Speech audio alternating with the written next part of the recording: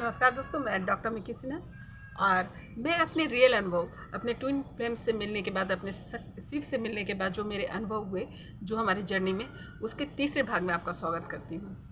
और अभी उनकी कुंडली जो है मैंने बताया कि हृदय चक्र तक जा चुकी थी और मेरा भी बोझ घट चुका था, भार कम हो चुका था। और अब जो है अब आगे उन्हें विवाह के लिए जाना था, अपने विवाह के लिए जाना था। तो मुझे जिन गुरु को मैं फॉलो करती थी उनको मैंने सुन रखा था कि अगर आपके कुंडली जो है कंठ चक्र तक चली जाती है, कंठ चक्र से ऊपर उठ जाती है, तो आपकी उच्चतम स्थिति है। तो मान लो कि इन बिटवीन कुछ गड़बड़ी होती है, जैसे विवाह के लिए जा रहे हैं तो जैसे संभोग की स्थिति में पड़ना, और वो डिसिप्लिन तो आप नहीं रख सकते जो एक तपस्या में होता है, जो तपस्वी रखता है, ऐसे ही कंसिडर।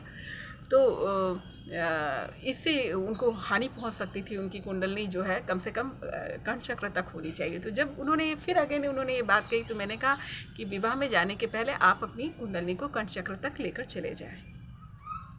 और मैं इस पर जोर देने लगी कि कम से कम कंठ चक्र तक लेकर चले जाएं, और उसके बाद फिर जो दिल करता है आप करें। और कुछ समय ऐसा बीता, कुछ अन्य बीच में कई घटनाएं छोटी मोटी घट रही थी, जिसमें लॉकडाउन लगा था, जो इनके विवाह के लिए अब ये परेशान थे, और उनका विवाह कुदरत ने ही रोक दिया। यानी लॉकडाउन लगा और यूनिवर्सली लॉकडाउन लग गया, और यूनिवर्सली लॉकडाउन लगने की वजह से क्या हुआ, सारे विवाह और कार्यक्रम रद्द हो गए। यानी उनके पास पूरा समय। और साधना में हमें ये बताया जाता है कि ये करना होता है कि जब हम ध्यान साधना में होते हैं तो किसी को छूना नहीं, किसी को टच नहीं करना, अपने ऑरा में रहना। तो ये भी एक टफ टास्क था कि ये कैसे किया जाए, क्योंकि जिस जॉब में है वहाँ पे लोगों के बीच में ही उन्हें रहना है। तो लॉकडाउन और या कोरोना की वजह से है, ऑटोमेटिकली ये रूल्स रेगुलेशंस बन गए कि कोई किसी को टच नहीं करेगा। तो यानी उनका पूरा का पूरा माहौल साधना वाला हो गया। एक तो मेंटल स्ट्रेस, के विवाह का मेंटल स्ट्रेस उनका लो हो गया, क्योंकि अब करना ही नहीं है। अब तो सरकार ने ही मना कर दिया था, या सिचुएशन ही ऐसी हो गई थी, अब तो ये हो नहीं सकता। अब जब तक लॉकडाउन नहीं खुलेगा तो ये पॉसिबिलिटीज़ नहीं है। और एट द सेम टाइम लोगों से मिलना, जो लोग हाथ भी मिलाना बंद कर दिए, और इनकी साधना आगे बढ़ने लगी। मतलब ये अपने तपस्या के लिए उनके जो चाहिए था, व्यवस्था चाहिए थी, ऑटोमेटिकली हो गया, यूनिवर्स ने करके दे दिया। अब उनके जो है कंठ चक्र भी खुद से, उस दिन मैं नहीं मौजूद थी उनके पास, पर मुझे ये महसूस हो गया था कि आज उनके कंठ चक्र खुल जाएंगे। वो खुद भी तपस्वी हैं, तो कोई बड़ी बात इसमें नहीं है। और उस दिन उनके कंठ चक्र खुले, और उन्होंने मुझे खबर किया कि देखो जो है मेरी कुंडली, मैंने फील किया कि कंठ के ऊपर चली गई, मतलब एक्सपेंड हो गया और ऊपर चली गई। और उन्हें भी महसूस हो गया कि मेरी कुंडली जो है कंठ चक्र तक चली गई।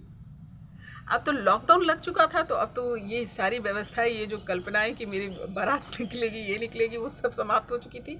अब उनके पास समय ही समय था, और उस समय में उन्होंने यूटिलाइज़ किया, हम दोनों ने यूटिलाइज़ किया उस समय को। और यूनिवर्स जो ये आपको काल आया, ये जो सिचुएशन आया, वो यूनिवर्स जब ये सिचुएशन में हमें डाला है, तो यहाँ पे बहुत सारी आध्यात्मिक तरक्की हुई है, और यूनिवर्स जो हाई वाइब्रेशन एनर्जी में गया है। तो देखने में ये बहुत डरावना सा लग रहा है, या लो वाइब्रेशन एनर्जी जैसा लग रहा है, पर ऐसा नहीं है।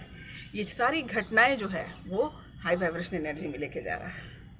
तो आप समझ लीजिए कि जितने साधक लोग हैं, जिन लोग के प्रॉब्लम थे, ये प्रॉब्लम वो प्रॉब्लम, इसकी वजह से मैं नहीं कर पाता, ऑटोमेटिकली यूनिवर्स ने ये समय दे दिया सबको। और बहुत जिन लोग की स्पिरिचुअल ग्रोथ होनी थी, वो बहुत शानदार तरीके से हुई। उसमें तो हमारे तो उदाहरण तो हैं, खासकर कान्हा के।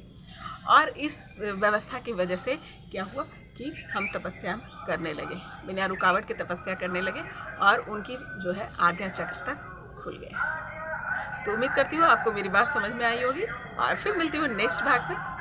नमस्कार।